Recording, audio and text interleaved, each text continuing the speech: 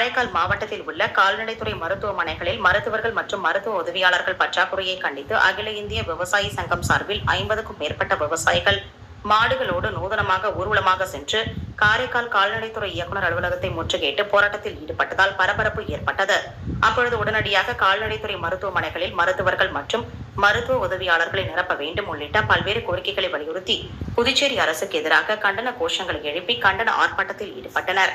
அப்போது கால்நடைத்துறை இயக்குநர் அலுவலகம் முன்பு 10க்கும் மேற்பட்ட மாடுகளோடு நூதன போராட்டத்தில் ஈடுபட்டதால் அப்பகுதியில் சிறிது நேரம் பரபரப்பு ஏற்பட்டது.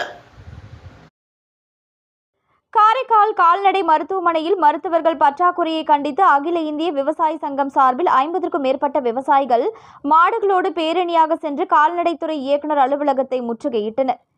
புதுச்சேரி மாநிலம் காரைக்கால் மாவட்டத்தில் உள்ள கால்நடைத்துறை மருத்துவமனையில் மற்றும் மாவட்டத்தில் உள்ள 5 தொகுதிகளிலும் உள்ள மருத்துவமனைகளில் மருத்துவர்கள் மற்றும் மருத்துவ உதவியாளர்கள் மருந்துகள் பற்றாக்குறையை கண்டித்து அகில இந்திய விவசாயி சங்கம் சார்பில் 50க்கும் மேற்பட்ட விவசாயிகள் மாடுகளோடு ஊர்வலமாக சென்று நூதன போராட்டத்தில் ஈடுபட்டு காரைக்கால் கால்நடைத்துறை இயக்குநர் அலுவலகத்தை முற்றுகையிட்டதால் பரபரப்பு ஏற்பட்டது.